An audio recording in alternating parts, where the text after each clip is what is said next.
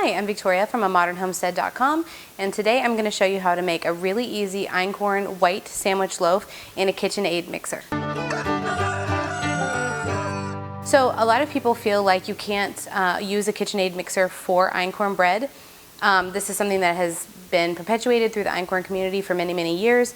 That has not been my experience with einkorn, and so I'm excited to show you today exactly how you can use your KitchenAid mixer to make einkorn bread a lot easier and to also produce a fluffier, softer loaf that doesn't have as much crumbling. That's one of the things that is really difficult with einkorn, especially when you're getting started, is to avoid that the crumbling that happens with einkorn, because there isn't the same type of modern gluten that has been, bred for over thousands of years in the wheat product that people grow. Einkorn does have a little bit more difficulty in staying together, and so I'm going to show you my best tricks for that today. And so let's get started. So if you have a KitchenAid mixer, we're going to start with that. This is a 7-quart, and if you're using a 7-quart mixer or perhaps like a large Bosch or something like that, you can actually make 3 loaves at a time very easily with this recipe. Today I'm only going to show you how to make one. You can make 1 loaf of bread in any size KitchenAid mixer that they have available. You can also knead this by hand. I call it a no-knead sandwich loaf because you don't actually have to knead it by hand. The mixer is going to do that for you. However, if you don't have a mixer or if you just prefer to do it by hand, you can do this by hand and produce the same results. So I know a lot of people don't feel like they can knead einkorn at all, but you can. So let's get started. All right, so I'm going to use my dough hook for this, and the ingredients for this come together in about 3 minutes. So what I'm going to start with is on the stove, I'm going to heat up 1.5 cups of water. And so I have my grandmother's old glass measuring cup that I love to use, and I have some filtered Berkey water that we just keep in a milk jug. And so I'm going to pour this into the pan and get this heating on the stove. We want to heat it on low for just a couple minutes. You don't want it to be any hotter than about 115 degrees. So we're going to get that going.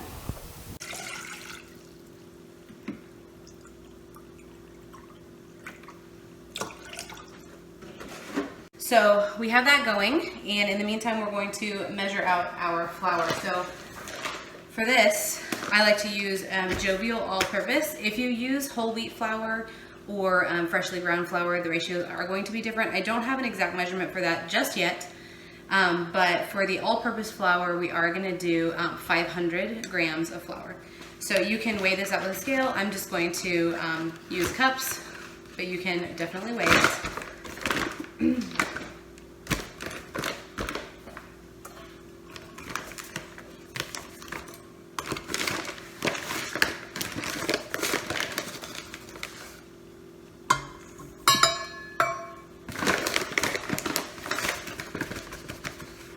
And I know this is the worst way that you could possibly measure flour, by scooping it, because it compacts the cups and all that stuff. I'm aware, but this is how I learned to bake, and so this is how I bake. However, I do have the weight measurements for flour for people who choose not to do that, and that's awesome. You're going to get a consistent result every single time. I bake by look and feel, and so it's just a little bit different for me. And it's a lot easier to not have to get my scale out. But this is about 500 grams of flour. And then you're also gonna need salt. We use pink Himalayan salt, but you can also use real salt or sea salt. I just wouldn't use table salt. So that's up to you. Celtic salt also works as well. And then this is powdered ginger, and this is my secret ingredient. This was an old folk wives' tale, whatever you want to say, about how to increase the rise on your flour from like the 1700s. I read a lot about how to increase the rise for your bread from old books like that, because I knew that they weren't working with modern wheats to the same extent that we are today. And so I thought that some of those methods might be good to use for einkorn. So I tested a lot of them, and the one that really yielded the best results without a lot of messing with various things was ginger powder. And so we're going to use a 1/4 teaspoon of ginger powder,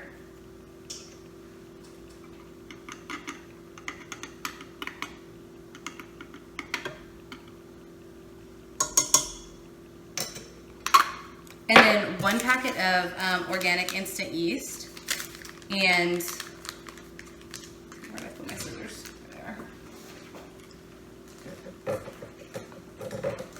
Come on. You're like all the way on the other side of the island. Okay, so we're going to use 1 packet of instant yeast, and this is the equivalent of about 2 1/4 teaspoons if you just have a large container of yeast. All right, and then we're going to check our water.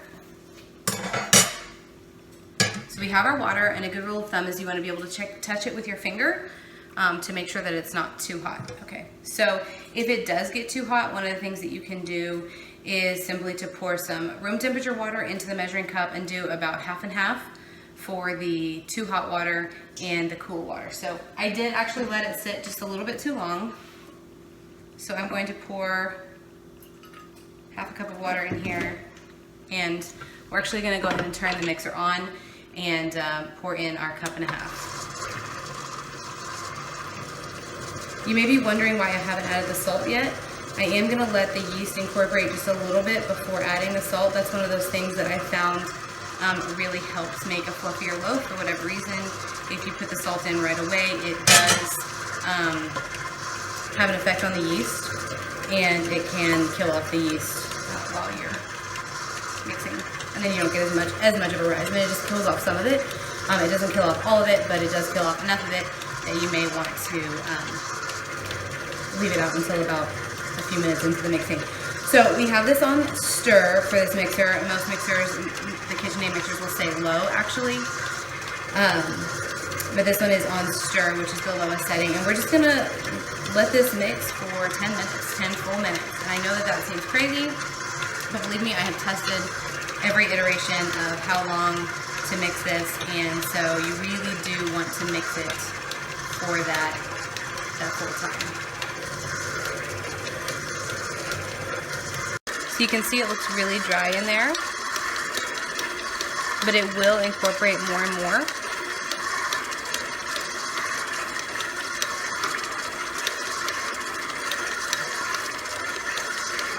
Just let it do its thing. So you can see that looks pretty dry.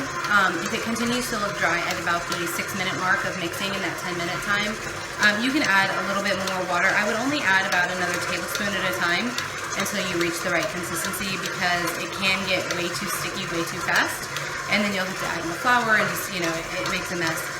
So it's been about 2 minutes since we started mixing, and I'm going to go ahead and add our salt.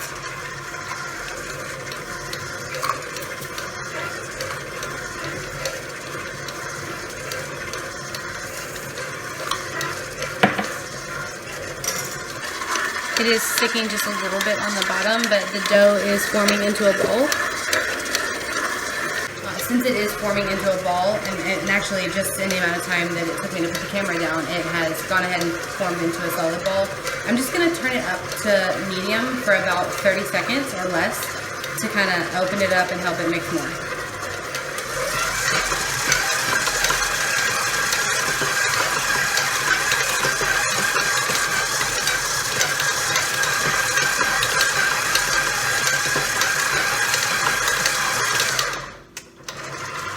If you just continue to leave it on that lowest setting for the entire time, it can cause an issue where the dough that's actually on the hook doesn't get mixed in properly. So I like to turn it up just for a few seconds to kind of help it open up, and it did. It's all mixing around nicely now. So we're just going to come back in about another 4 minutes, and we should be good to go.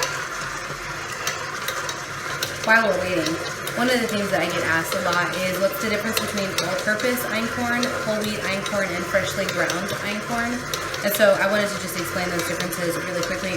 All-purpose einkorn has been completely stripped of all the hulls, and so it was milled and then sifted multiple times with very fine mesh sifters to completely remove the hulls.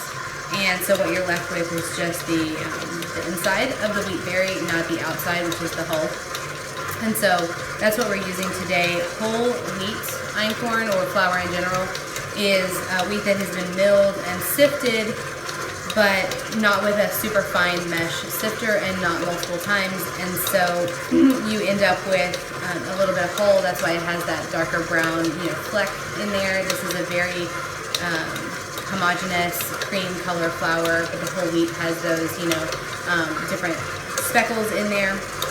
And so that is whole wheat. And then freshly ground is what you would grind at your home. And a lot of einkorn bakers enjoy using that. I'm going to be posting a lot of recipes with freshly ground this year because that is something that more and more people are asking for.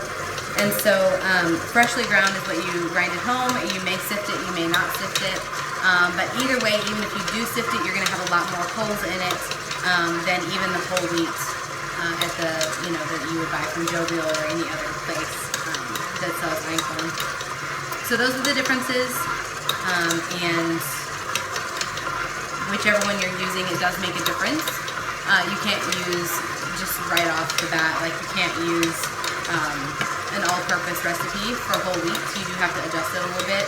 So I will be bringing you some more whole wheat recipes in the future. But for right now, most of my recipes are made with all-purpose. When I first started using einkorn, most people were asking for all-purpose. They wanted a straight, you know, replacement for store-bought white bread or for cookies that was, you know, just exactly like what they were getting at the store or from the local bakery. And most of the time, you're not getting whole wheat versions of those things at the store. But as time has gone on and more people are using einkorn, we do have a lot of requests for whole wheat and specifically freshly ground whole wheat. So I'm excited about bringing those things to you in the future. Okay, so it looks like we are about done here, and I'll show you the finished consistency.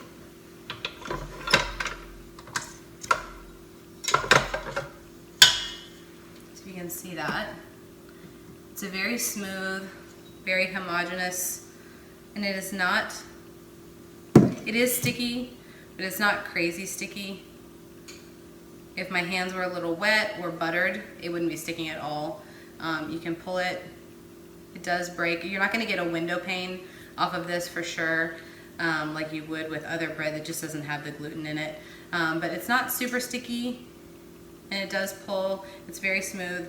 And so what we're going to do now is we're going to butter a separate bowl, and we're going to scrape this into it and cover it with saran wrap for about 20 minutes. One thing I get asked a lot about this recipe is why we don't use any sugar in it and why we don't use any fat in it. And honestly, it's not really needed. You can add either one of those things. You can add a tablespoon of whatever kind of sweetener you would like. I have not found that it is necessary in order to get a good rise. The yeast doesn't really need it, and so we just don't do it. And same thing for the fat. You can add it, and it's great. It's a great addition, but it's not super necessary. And so this makes it a great recipe for people who are, you know, trying to stay away from processed sugars, people who are trying to stay away from dairy. I mean, I did butter the bowl, but you could have used beef tallow, bacon grease, coconut oil, I mean, any number of things to grease the pan. Normally I have a dough scraper for this, but we just moved, so all of my various tools are hidden from me.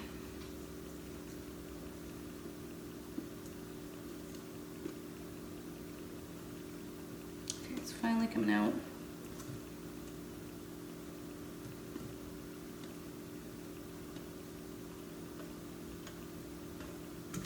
All right, great. And then after you get it all out of here, you're just going to want to give it a turn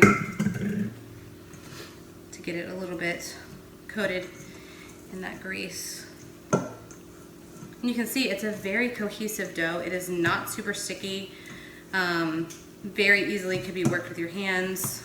So I'm just kind of turning it to get it a little bit more cohesive, and then, like I said, covered in that grease. So now we're going to put some saran wrap on it, and then I like to cover that with a dish towel, and we're going to let it rise for 20 minutes.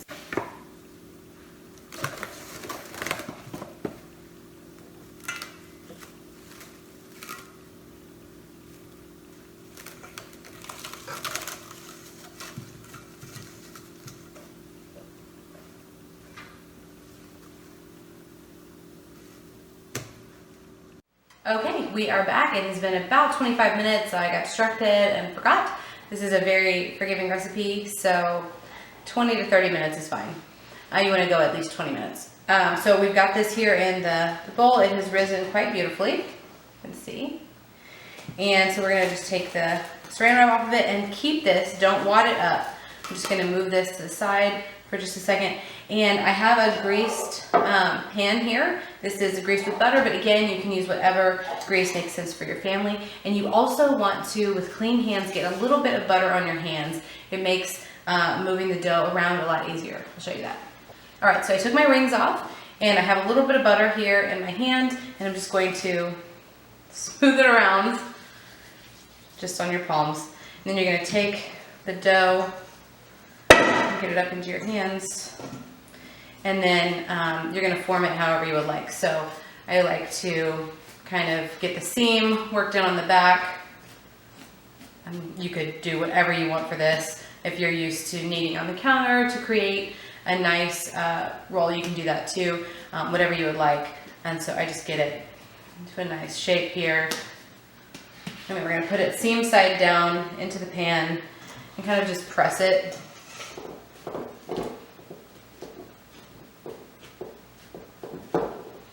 And then if you have a spatula or something, you can kind of even out the edges. When you press it down, it kind of creates this line along the side here, and you don't want that. So if you have a little bit of a spatula, you can kind of press down the edges to keep them from, they kind of get a little crispy. You just leave them sticking up.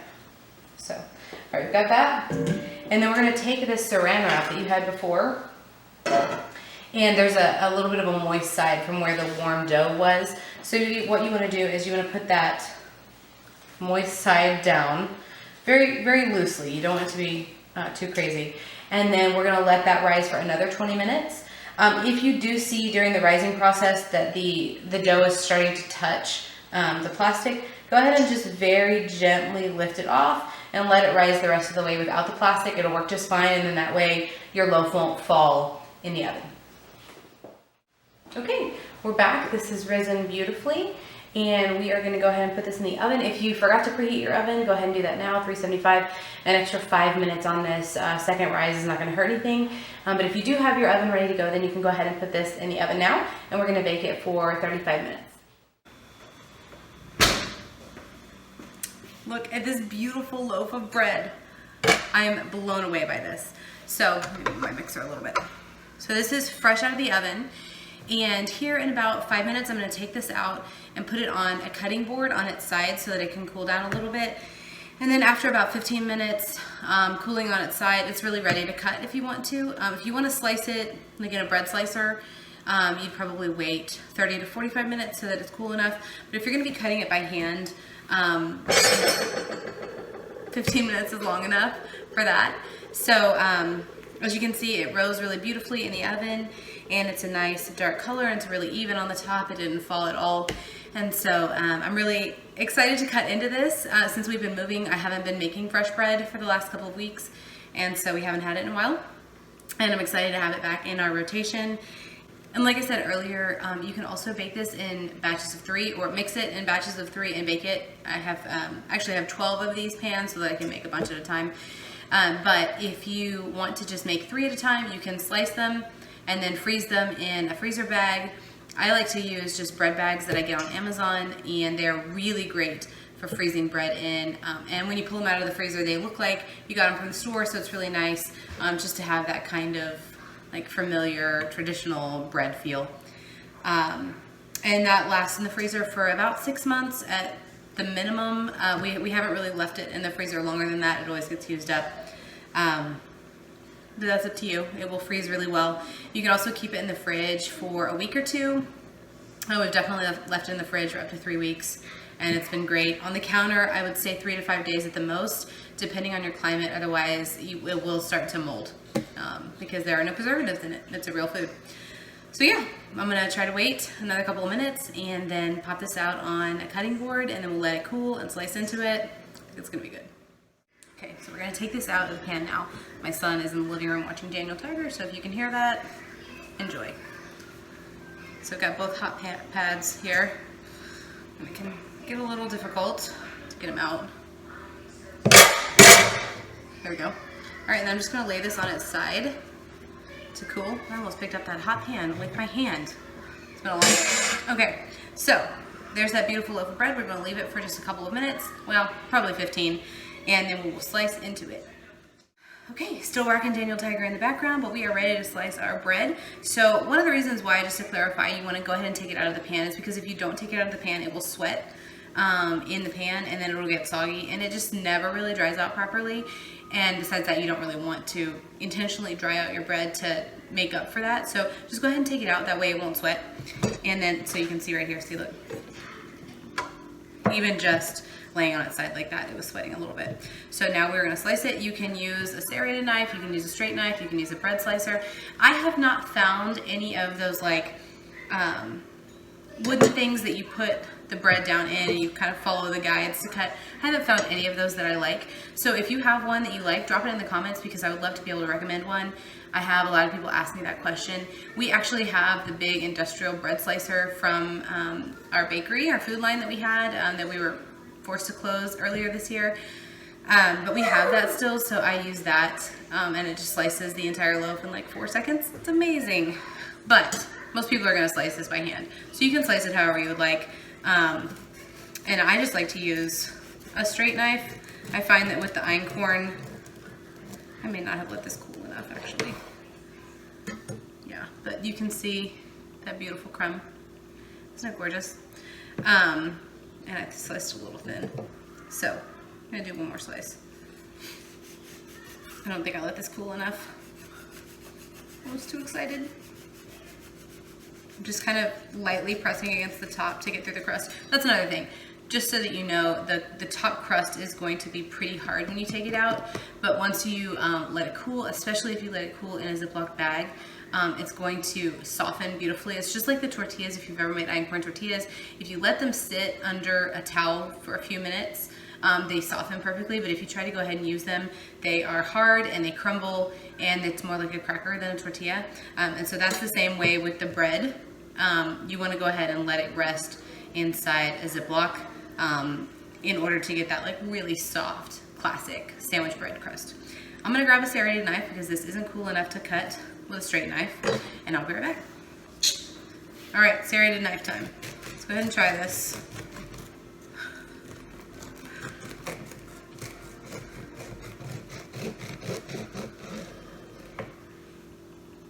Oh man, yeah, it's still really hot. You can see that beautiful crumb there, like you see the, I don't know if you can see the steam rising off of it, but it's really hot still. So this is a beautiful, beautiful sandwich loaf. I'm not gonna do my like shrink test. Normally I would take this and I would crush it in my hand and it would bounce back beautifully, but it is still a little too warm, so I'm not gonna do that. I will splice in a video of me doing that on a different loaf here in just a second.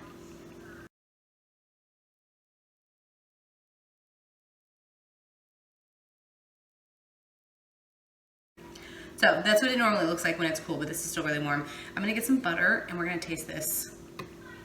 And look how tall the loaf rose above the pan. Like this is the edge of the pan. It had a beautiful, nice rise. So let me get some butter and we're gonna taste it. Okay, I have some room temperature Kerrygold butter here that I just like to use for everything. Costco also has a really wonderful grass-fed butter that we've been liking, but I have this Kerrygold, so I've been using it.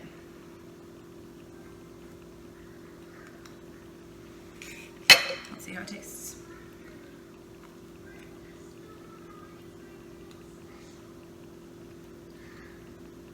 So good.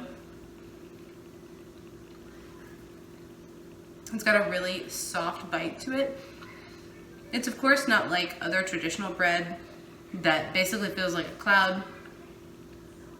If you're thinking about like Mrs. Baird's bread, where you bite into it, you would crumble the whole thing up and it would be about this big. It's not like that at all. Einkorn is going to be naturally more dense, but it's so good. It's got a really mild flavor because we didn't add a lot of additives. We didn't add fat, we didn't add sugar or anything like that, so it's a really mild flavor. Just a nice traditional like salty bread. Not too salty, but it has some flavor in there. Could be used for peanut butter and jelly, could be used for a turkey sandwich, could be used for French toast. It makes amazing French toast. whatever you like to use bread for, this is a great all-purpose bread recipe that we love to use. And we're actually gonna have it for dinner. We're gonna have buttered bread with sliced strawberries for dinner with a nice cup of hot tea. Super simple, and that's what we're gonna have for dinner. So no matter how you use it, it's absolutely amazing, and I hope you enjoy.